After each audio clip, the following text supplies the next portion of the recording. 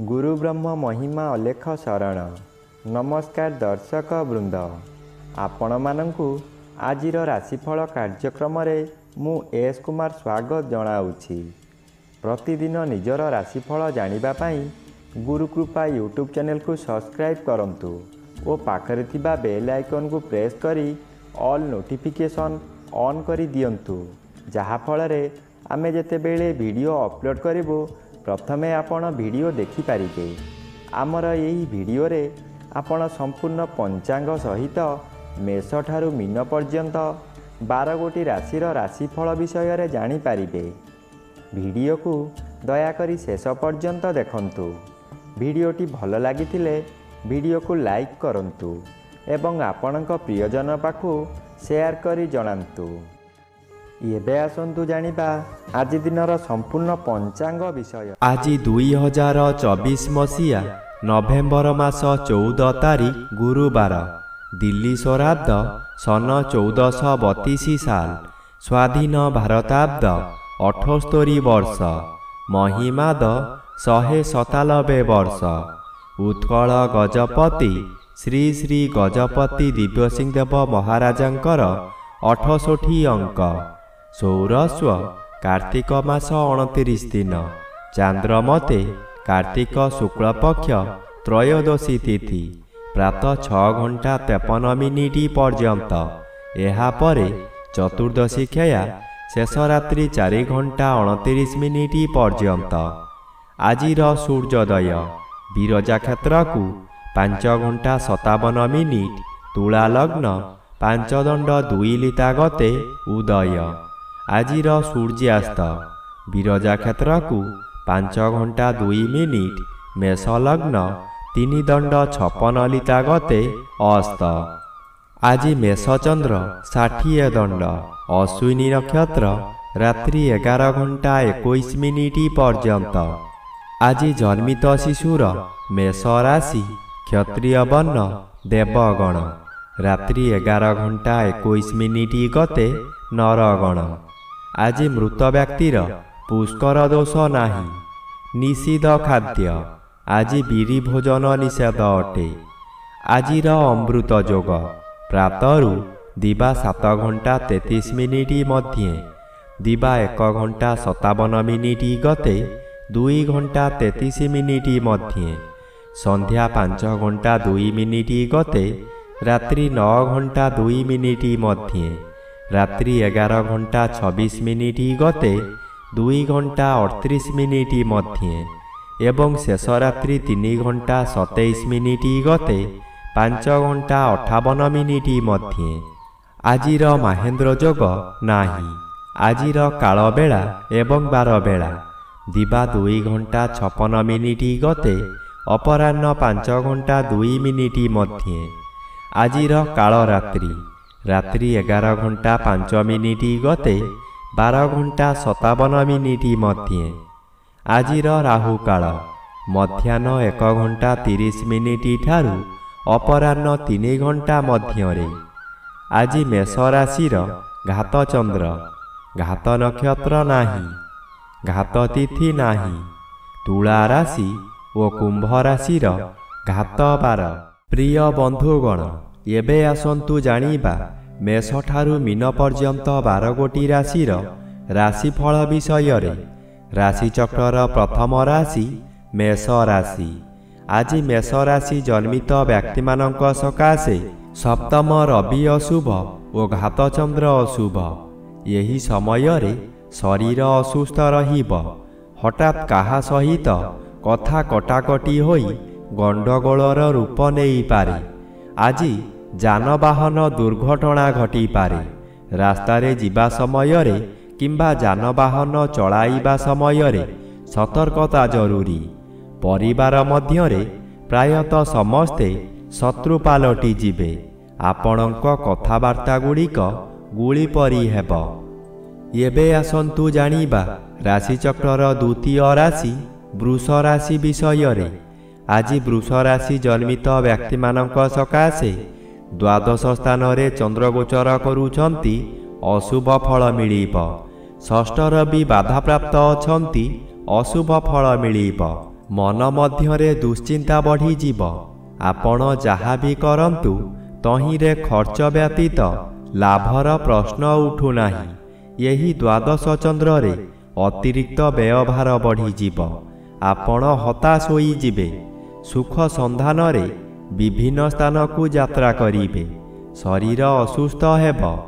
ବନ୍ଧୁବାନ୍ଧବ ଅଶାନ୍ତି ହେବେ। ଏବେ ଆସନ୍ତୁ ଜାଣିବା ରାଶିଚକ୍ରର ତୃତୀୟ ରାଶି ମିଥୁନ ରାଶି ବିଷୟରେ। ଆଜି ମିଥୁନ ରାଶି ଜନ୍ମିତ ବ୍ୟକ୍ତିମାନଙ୍କ ସକାଶେ ଏକାଦଶ ସ୍ଥାନରେ ଚନ୍ଦ୍ରଗୋଚର କରୁଛନ୍ତି। ଆପଣଙ୍କୁ ରାଜଯୋଗ ଫଳ ମିଳିବ। ଆପଣ ବହୁଦିନରୁ ଯେଉଁ କାର୍ଯ୍ୟ ସକାଶେ ଅପେକ୍ଷା କରିଥିଲେ ତାହା ଏହି ସମୟରେ ନିଶ୍ଚୟ ପୂରଣ ହେବ।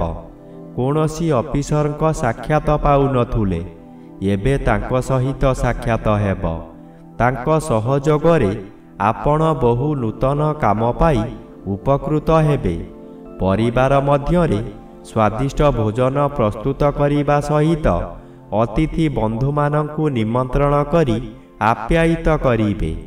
ଏବେ ଆସନ୍ତୁ ଜାଣିବା ରାଶିଚକ୍ରର ଚତୁର୍ଥ ରାଶି କର୍କଟ ରାଶି ବିଷୟରେ। ଆଜି କର୍କଟ ରାଶି ଜନ୍ମିତ ବ୍ୟକ୍ତିମାନଙ୍କ ସକାଶେ ଦଶମ ଚନ୍ଦ୍ର ବାଧାପ୍ରାପ୍ତ ଅଛନ୍ତି। ଶୁଭ ଫଳ ମିଳିବ ନାହିଁ। ଚତୁର୍ଥର ବି ଅଶୁଭ ଫଳ ମିଳିବ। କର୍ମକ୍ଷେତ୍ରରେ ଅସଫଳ ହୋଇ ଅପମାନିତ ହେବେ। ଉପରିସ୍ଥ ଅଫିସରଙ୍କ ନିକଟରେ କାମ କରି ନ ପାରିବାରୁ କାମ ହାତଛଡ଼ା ହୋଇଯାଇପାରେ। ସହକର୍ମୀମାନେ ପରିହାସ କରିବେ। ଆପଣ ଦୁଃଖରେ ଭାଙ୍ଗି ପଡ଼ିବେ। ଆପଣ ଯାହା ଚାହିଁବେ ତାହା କରିପାରିବେ ନାହିଁ। ଏବେ ଆସନ୍ତୁ ଜାଣିବା ରାଶିଚକ୍ରର ପଞ୍ଚମ ରାଶି ସିଂହ ରାଶି ବିଷୟରେ। ଆଜି ସିଂହ ରାଶି ଜନ୍ମିତ ବ୍ୟକ୍ତିମାନଙ୍କ ସକାଶେ ନବମ ରବି ଓ ତୃତୀୟ ଚନ୍ଦ୍ର ଉଭୟ ଅନ୍ୟ ଗ୍ରହ ଦ୍ୱାରା ବାଧା ପାଉଥିବାରୁ ଅଶୁଭ ଫଳମାନ ମିଳିବ। ପିତୃପୀଡ଼ା, ଗୁରୁଜନ ପୀଡ଼ା ଦେଖାଦେବ। ଯେଉଁଆଡ଼େ ଯିବେ ଆପଣଙ୍କୁ ଲୋକମାନେ ପରିହାସ କରିବେ। ଯେଉଁ ଲୋକ ଆପଣଙ୍କୁ ସମ୍ମାନ ଦେଉଥିଲେ ସେହି ଲୋକମାନେ ପରିହାସ କରିବେ। ଆପଣଙ୍କର ଦୋଷ ଦୁର୍ବଳତା ସବୁ ପଦାରେ ପଡ଼ିଯିବ। ଘୋର ଅପମାନରେ ଜର୍ଜରିତ ହୋଇ ମଥା ବିଚଳିତ ହୋଇଯିବ। ଏବେ ଆସନ୍ତୁ ଜାଣିବା ରାଶିଚକ୍ରର ଷଷ୍ଠ ରାଶି କନ୍ୟା ରାଶି ବିଷୟରେ। ଆଜି କନ୍ୟା ରାଶି ଜନ୍ମିତ ବ୍ୟକ୍ତିମାନଙ୍କ ସକାଶେ ଅଷ୍ଟମ ସ୍ଥାନରେ ଚନ୍ଦ୍ରଗୋଚର କରୁଛନ୍ତି। ଅତି ଅଶୁଭ ଫଳ ମିଳିବ। ଏହି ସମୟରେ ଆପଣ ଯେଉଁ ସ୍ଥାନକୁ ଯିବେ ସେଠାରେ କଳହ ହେବ। ବିଭିନ୍ନ ପ୍ରକାର କ୍ଷତି ହୋଇ ଆପଣଙ୍କ ମଥା ବିଚଳିତ ହୋଇଯିବ। ରାସ୍ତାରେ ଯିବା ସମୟରେ ଆପଣ ଅନ୍ୟମନସ୍କ ହୋଇପାରନ୍ତି। ସାବଧାନ ନ ରହିଲେ ଯାନବାହନ ଦୁର୍ଘଟଣାକୁ ଏଡ଼ାଇ ଦେଇ ହେବ ନାହିଁ। ଏହି ସମୟରେ ଆପଣଙ୍କୁ ଗରମ ଜ୍ୱର ମଧ୍ୟ ହୋଇପାରେ। ଏବେ ଆସନ୍ତୁ ଜାଣିବା ରାଶିଚକ୍ରର ସପ୍ତମ ରାଶି ତୁଳା ରାଶି ବିଷୟରେ। ଆଜି ତୁଳା ରାଶି ଜନ୍ମିତ ବ୍ୟକ୍ତିମାନଙ୍କ ସକାଶେ ସପ୍ତମ ସ୍ଥାନରେ ଚନ୍ଦ୍ରଗୋଚର କରୁଛନ୍ତି। ଶୁଭ ଫଳ ମିଳିବ। ଏହି ସମୟରେ ଚାକିରି ନ ପାଉଥିବା ବ୍ୟକ୍ତି ଚାକିରି ପାଇପାରନ୍ତି। ଚାକିରି କରୁଥିବା ବ୍ୟକ୍ତିମାନଙ୍କର ପଦୋନ୍ନତି ହୋଇପାରେ। ବ୍ୟବସାୟ କରୁଥିବା ବ୍ୟକ୍ତି ଅଧିକ ବ୍ୟବସାୟକୁ ବୃଦ୍ଧି କରିପାରନ୍ତି। ଉତ୍ତମ ରୂପେ ବ୍ୟବସାୟ ଚାଲିବ। ଆଶାଠାରୁ ଅଧିକ ଲାଭ କରିବେ। ପରିବାରକୁ ନୂତନ ବନ୍ଧୁ ଆସିପାରନ୍ତି। ଅବିବାହିତମାନଙ୍କର ବିବାହ ହୋଇପାରେ। ଏବେ ଆସନ୍ତୁ ଜାଣିବା ରାଶିଚକ୍ରର ଅଷ୍ଟମ ରାଶି ବିଛା ରାଶି ବିଷୟରେ। ଆଜି ବିଛା ରାଶି ଜନ୍ମିତ ବ୍ୟକ୍ତିମାନଙ୍କ ସକାଶେ ଦ୍ୱାଦଶ ରବି ଅଶୁଭ ଓ ଷଷ୍ଠ ଚନ୍ଦ୍ର ବାଧାପ୍ରାପ୍ତ ଅଛନ୍ତି। ଅଶୁଭ ଫଳ ମିଳିବ। ଏହି ସମୟରେ ଶତ୍ରୁମାନେ ଦୂରରେ ରହି ଗୁପ୍ତରେ ଆକ୍ରମଣ କରିବେ।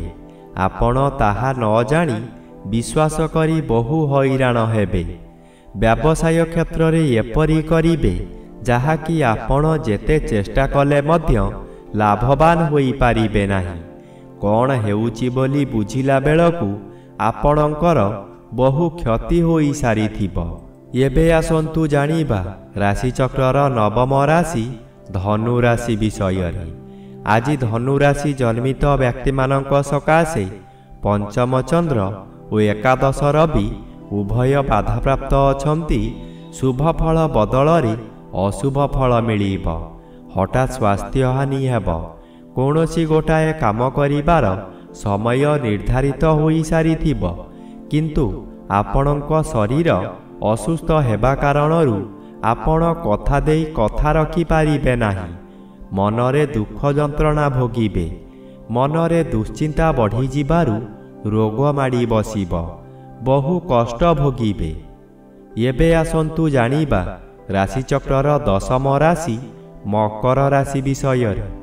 ଆଜି ମକର ରାଶି ଜନ୍ମିତ ବ୍ୟକ୍ତିମାନଙ୍କ ସକାଶେ ଦଶମ ରବି ବାଧାପ୍ରାପ୍ତ ଅଛନ୍ତି ଅଶୁଭ ଓ ଚତୁର୍ଥ ସ୍ଥାନରେ ଚନ୍ଦ୍ରଗୋଚର କରୁଥିବାରୁ ଅଶୁଭ ଫଳ ମିଳିବ।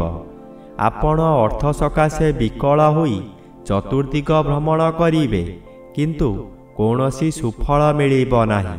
କଥାରେ ଅଛି, ଯେଣେ ଇଚ୍ଛା ତେଣେ ଯା, କର୍ମ ଘେନି ବୁଲୁଥା। ଆପଣ ଯାହା କରନ୍ତୁ, ଖାଲି ଅର୍ଥହାନି ହେବା ଛଡ଼ା ଲାଭର ପ୍ରଶ୍ନ ଉଠୁନାହିଁ, ଯାହାଦ୍ୱାରା ମାନସିକ ଚାପରେ ଆପଣ ବିଚଳିତ ହୋଇଯିବେ। ଆପଣଙ୍କ ମନ ମଧ୍ୟରେ ଅଜଣା ଆତଙ୍କ ଖେଳିଯିବ। ଏବେ ଆସନ୍ତୁ ଜାଣିବା ରାଶିଚକ୍ରର ଏକାଦଶ ରାଶି କୁମ୍ଭ ରାଶି ବିଷୟରେ। ଆଜି କୁମ୍ଭ ରାଶି ଜନ୍ମିତ ବ୍ୟକ୍ତିମାନଙ୍କ ସକାଶେ ନବମ ରବି ଓ ତୃତୀୟ ଚନ୍ଦ୍ର ଉଭୟ ବାଧାପ୍ରାପ୍ତ ଅଛନ୍ତି। ଅଶୁଭ ଫଳ ମିଳିବ। ଘାତବାର ଅଶୁଭ। ଜାତକ ପକ୍ଷୀ ସଦୃଶ୍ୟ ହେବ। ହେବା କାମ ହେବ ନାହିଁ। ଯେଉଁ ଅର୍ଥ ଆସିବାର ଥିଲା ତାହା ସ୍ଥଗିତ ରହିବ। କାମରେ ବିଳମ୍ବ ଦେଖାଦେବ। ଅଚାନକ କାହା ସହିତ କଳହ ହେବା କିଛି ଅସମ୍ଭବ ନୁହେଁ। ମନର ବଳ ଭାଙ୍ଗିଯିବ। ଦୁର୍ବଳ ଅନୁଭବ କରିବେ। ଏବେ ଆସନ୍ତୁ ଜାଣିବା ରାଶିଚକ୍ରର ଦ୍ୱାଦଶ ବା ଶେଷ ରାଶି ମୀନ ରାଶି ବିଷୟରେ। ଆଜି ମୀନ ରାଶି ଜନ୍ମିତ ବ୍ୟକ୍ତିମାନଙ୍କ ସକାଶେ ଦ୍ୱିତୀୟ ସ୍ଥାନରେ ଚନ୍ଦ୍ରଗୋଚର କରୁଛନ୍ତି। ଫଳ ମିଳିବ। ଆପଣଙ୍କୁ କିଛି ବ୍ୟକ୍ତି ଅସହଯୋଗ କରୁଥିବା ସ୍ଥଳେ ଅନ୍ୟ କିଛି ବ୍ୟକ୍ତି ସହଯୋଗର ହାତ ବଢ଼ାଇ ଆପଣଙ୍କୁ ଉଚ୍ଚକୁ ଉଠାଇ ନେବେ। ବାଧା ଆସୁଥିବା ସ୍ଥାନରୁ ବିଳମ୍ବରେ ହେଉ ପଛେ ସଫଳତା ମିଳିବ। ଆପଣଙ୍କ ଉଦ୍ୟମ ଫଳପ୍ରଦ ହେବ। ଉତ୍ତର ଦିଗରୁ କୌଣସି ବ୍ୟକ୍ତି ଆପଣଙ୍କ ସହିତ ଯୋଗାଯୋଗ କରି ଶୁଭ ଖବର ଦେବେ।